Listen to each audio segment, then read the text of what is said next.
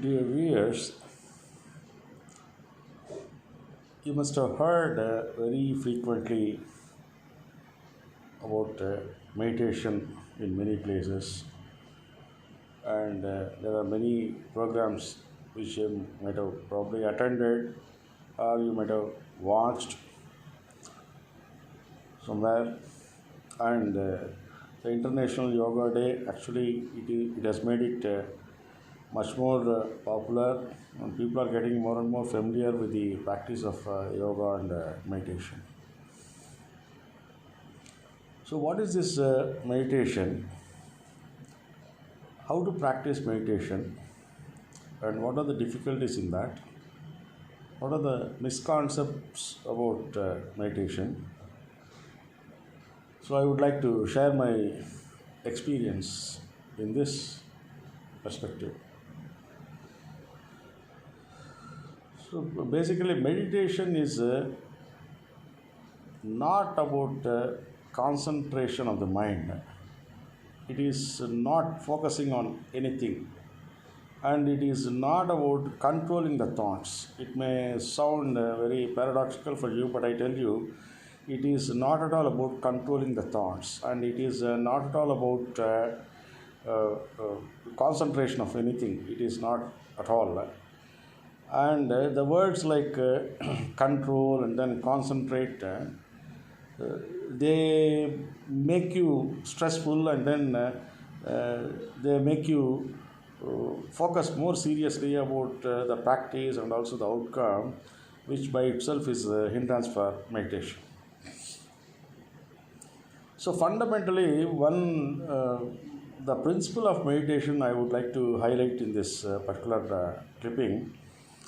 So it is not learning something new. I am telling you, it is unlearning something, all that is old, all that is lying in the mind, all the impressions that you carry, all that you are used to do and used to think, all your inclinations, all these things, whatever has piled up in your mind, it is unlearning all this pattern, be it your what you think and what you do, so what you indulge in and all that.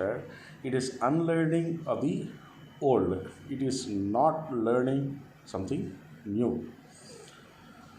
To give a even simpler example, I tell you, suppose if you want to see the bottom of a lake, when the water is muddy, the bottom is not clearly visible.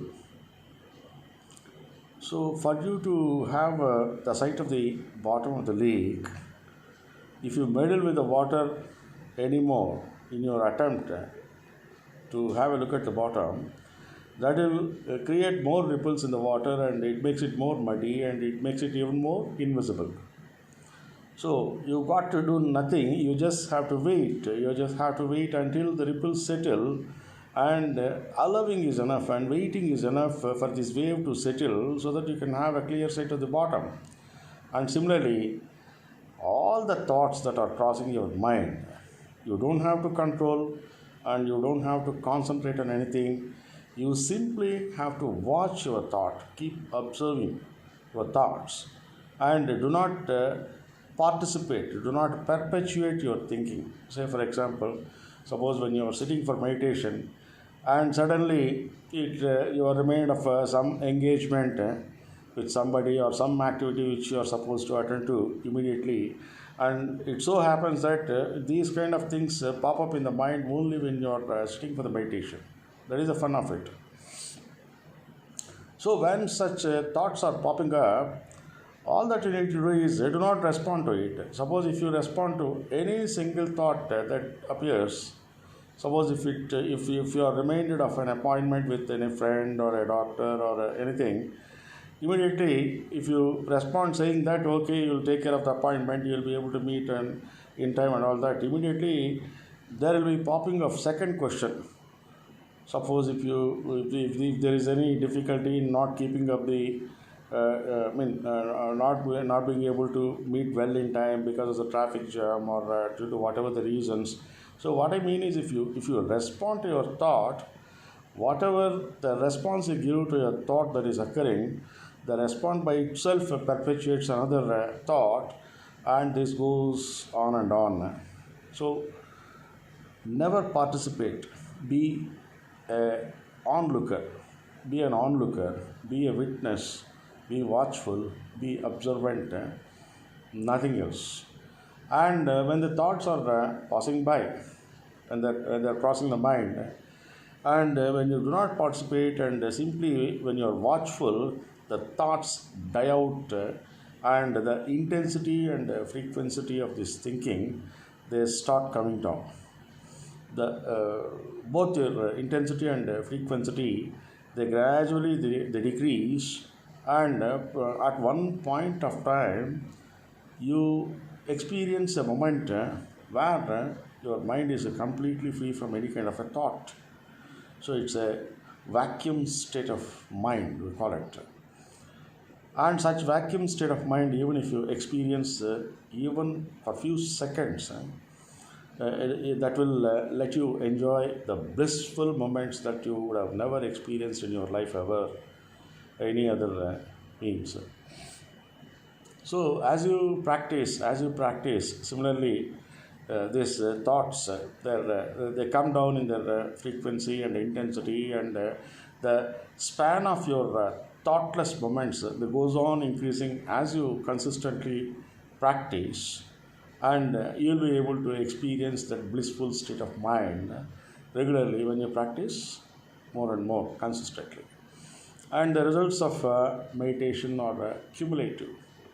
You cannot each day you meditate, and you cannot check and recheck what your experience is and what your progress is. You cannot keep on assessing from time to time. It is very cumulative, and you need to practice over a quite long period, like maybe it is for months or even for years, for you to really appreciate the cumulative effects of meditation.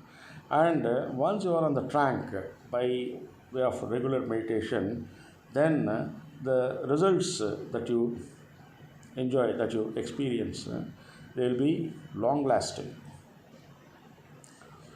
And it brings about not only change in your pattern of thinking, it makes you shed all your old pattern of thinking, and the so-called bad practices and bad habits and all that. And not only physical habits, I'm not just saying about your dietary habit and addictions like smoke and alcohol and all that.